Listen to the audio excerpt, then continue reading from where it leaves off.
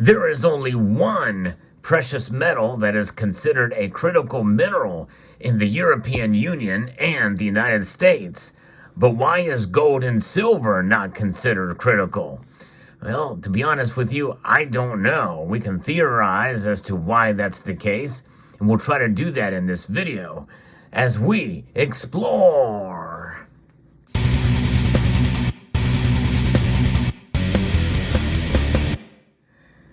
There is quite a lot of information about critical minerals that has been published this year, and it's kind of made some buzz in this community. I've talked about this in a prior video, but really these minerals, critical, are considered national security important, and that is the bottom line. But we're going to try to define as to what that means. But it's really only been for the United States, not the European Union. We have some information I'm going to be reporting from Visual Capitalist that's got a infographic about this for what are critical minerals and their use in the European Union countries, as well as in the United States and also in China. And in reality, China makes the most of the rare earths, and that's what we think of mostly when we think of critical minerals. But nonetheless, there's things like potash and uranium that are considered critical in China, but not so much in the United States, for instance, according to the pie graph that they show there. So it's really interesting. As we can see, China leads in minerals processing, controlling 100% of the world's refined supply of natural graphite, for instance. I didn't realize that.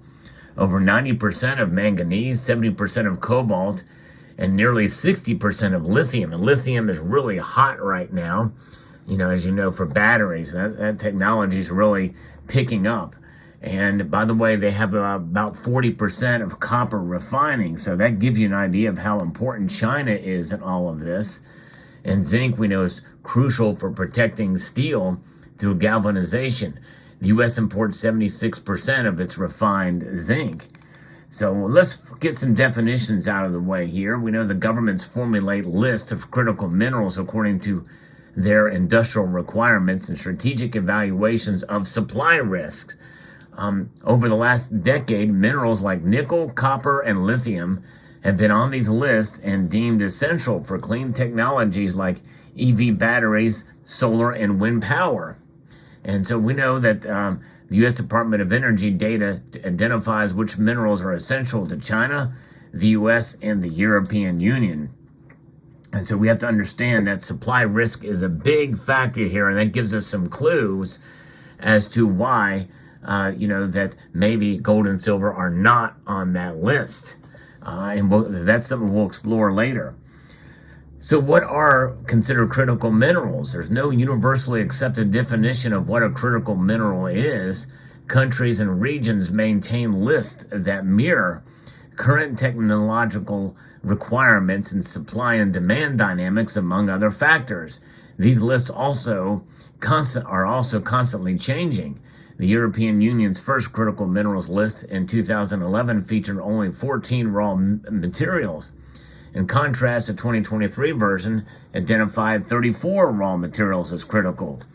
One thing countries share is a concern that a lack of minerals could slow down energy transition. That's for sure.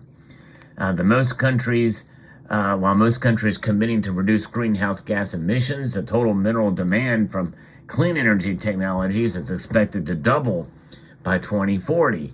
And, there is a diametrically opposed section of this when lithium mining it really is an environmental hazard in many different ways. A lot of the rare earths are. And despite having most of the same minerals found in the U.S. or China's list, the European list is the only one to include, for instance, phosphate rock.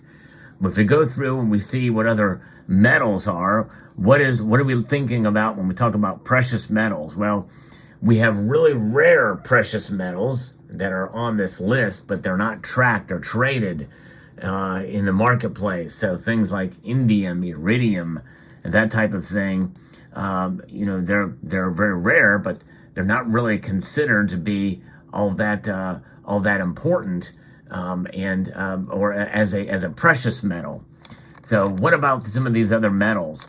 Well, there's only one that is considered important to the European Union and to the United States, and that metal is platinum. That's right, platinum is the one that is the only one that's considered to be the metal that is considered critical.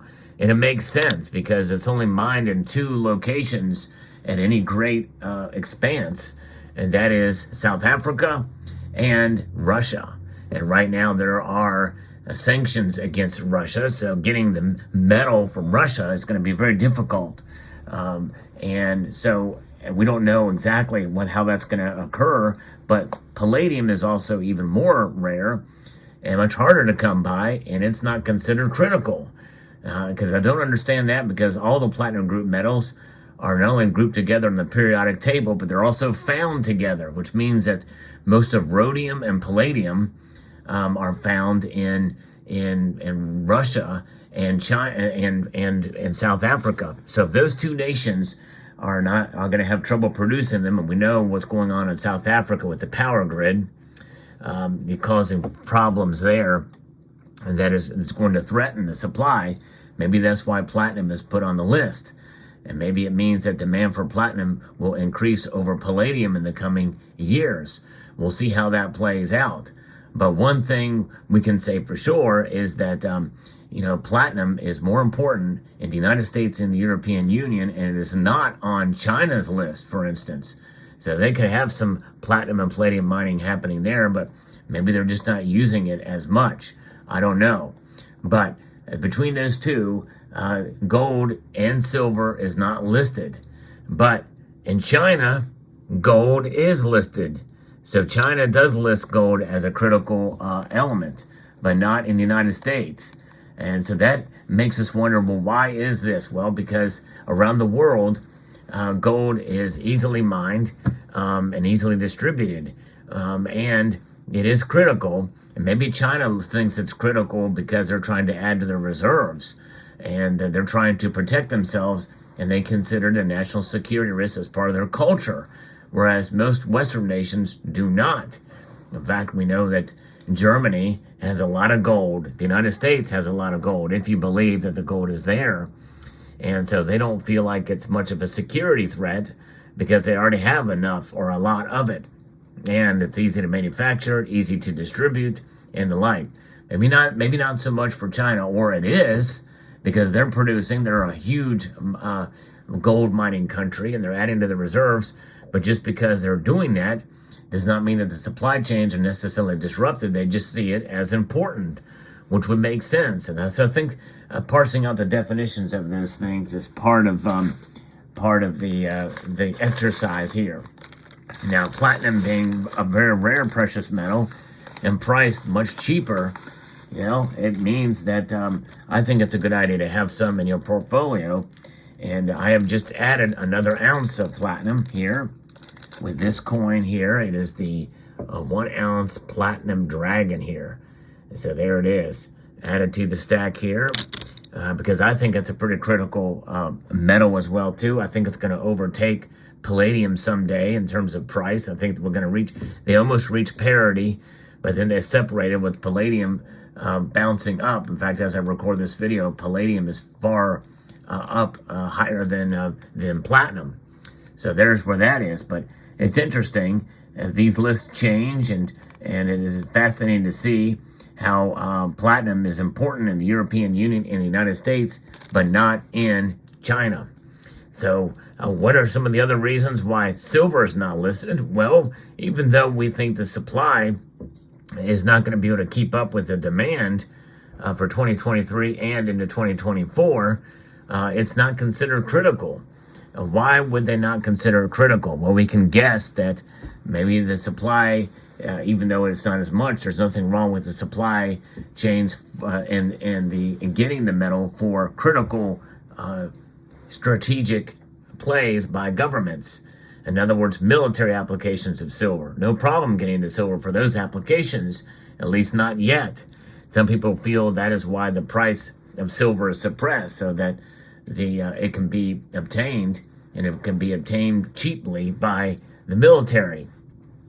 That's one theory, but we don't really know for sure exactly. And it's just what a lot of people are saying, and we don't know how much silver is going to use for military applications. You've heard me talk about this idea that there's 500 ounces of silver in a Tomahawk cruise missile. I actually did a video about that. I need to rewatch it, because I think I pretty much doubted that that would be the case. I still do doubt. We don't have any hard evidence of that. But nonetheless, one thing is for sure, silver is used in electronics, and that includes military applications. We know it's there. And of course, military is going to get first priority because for national security reasons. And considering that they have no problem getting it, they don't consider it critical, depending on the definition of it. But that definition seems to be floating around. But one thing is for sure, China being the largest carbon polluter, China is the largest producer of most of the world's critical minerals. By the way, that includes gold that they have on their list there. And so it's fascinating. So we'll see how this plays out. Although gold is used on a smaller scale in technology, China has sought gold for economic and geopolitical factors to diversify its foreign exchange reserves, which rely heavily on the U.S. dollar.